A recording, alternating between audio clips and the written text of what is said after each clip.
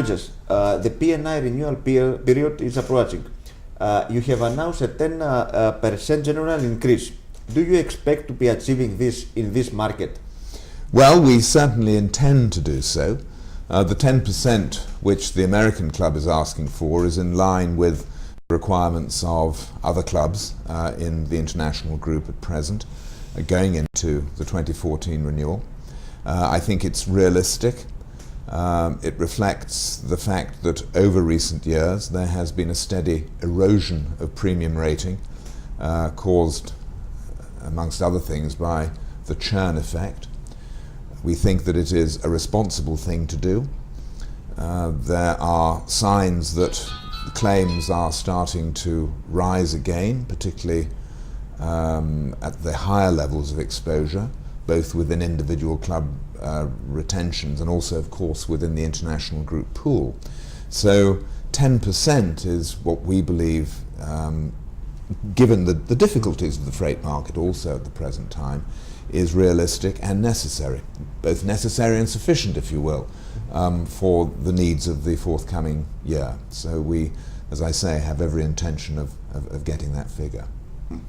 As far as claims are concerned, to what extent will they affect the premiums? They affect the premiums to a large degree. In fact, you might say they drive premiums in various ways. About 60% or thereabouts of the total premium calculation that a club makes going forward relates to the cost of its retained claims. If you add another 10% or so, perhaps a little more these days, for the claims clubs assume from the international group pool, you will see that as a proportion of the total premium requirement, claims are a substantial part, and therefore the level of claims overall necessarily has an effect on what the total premium cost for any year is going to be. There are other overheads as well, general excess of loss, reinsurance overheads, the cost of administration and so on. But as a proportion of the total, claims costs are by far the largest part. What is the American P&I Club's claims management policy or tactics? To provide the very best results for our members when they face those claims, and to be proactive in doing so. Claims are very much the essential service element of any P&I club. I've often said that P&I clubs are half insurers and half claim service organizations. So the quality of a claim service which a club can provide is a fundamental part of the reputation it holds within the market. We try to be very proactive in our handling of claims. We work closely with our ship owner members to achieve the best results from their point of view as the object of the claim, and also from the point of view of the membership as a whole. Here in Greece, of course, we have the advantage of a local office which is very active, very close to the membership here, and does a very good job, I think, in terms of providing that essential claims service to the local community, which is a very important part of our overall business, of course. Now, what would you comment about the fact that shipping companies are opting for alternative economical solution outside the IG clubs?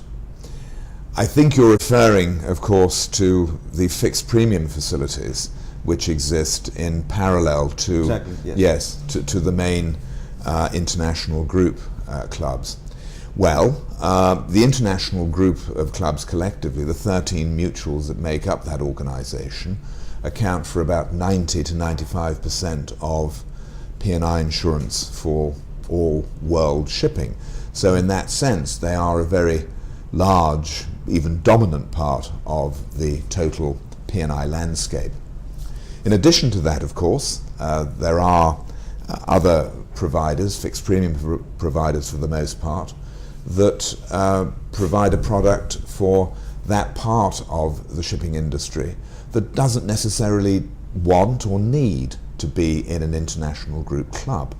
For example, if you are a small operator or an operator of small ships in local or regional trades, not trading truly internationally, where you may not want to have the very large limits of liability or need the large limits of liability that come with entry in the international group, or you may not wish to assume the obligations of an international group club entry through exposure to supplementary calls and so on, you may decide to go to a fixed premium insurer. We at the American Club actually do have a fixed premium facility which we run alongside the main mutual business of the club.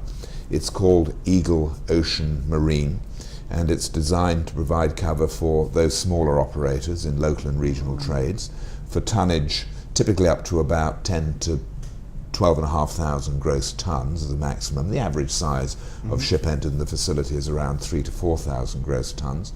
It provides limits of liability of up to $50 million per risk. It provides P&I cover along the same lines as the mutual entries in the American Club proper. It provides FD&D cover also if that's required.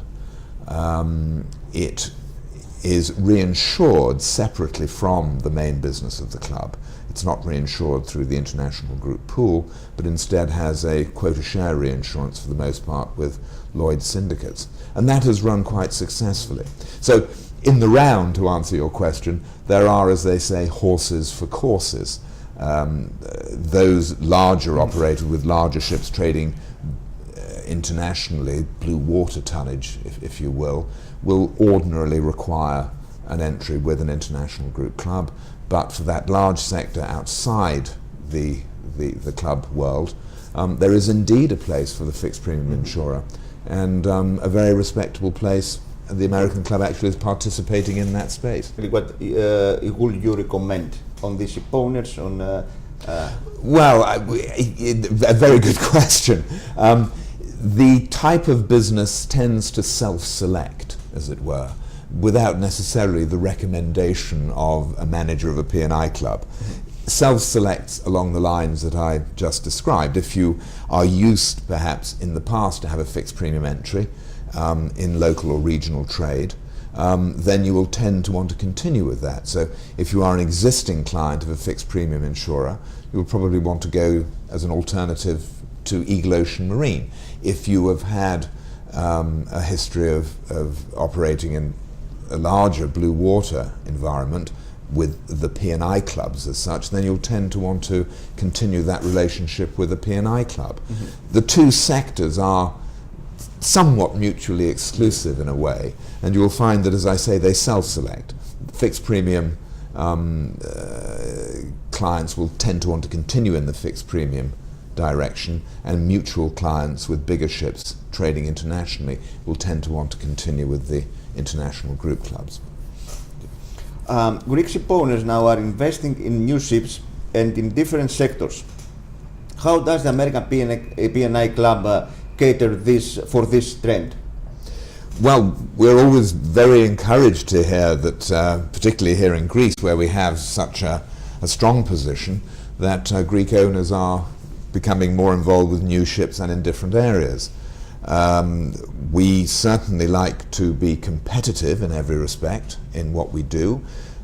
We are always very happy to bid on new entries of all kinds of ships coming into the club, be they tankers, be they bulk carriers, be they gas ships, whatever.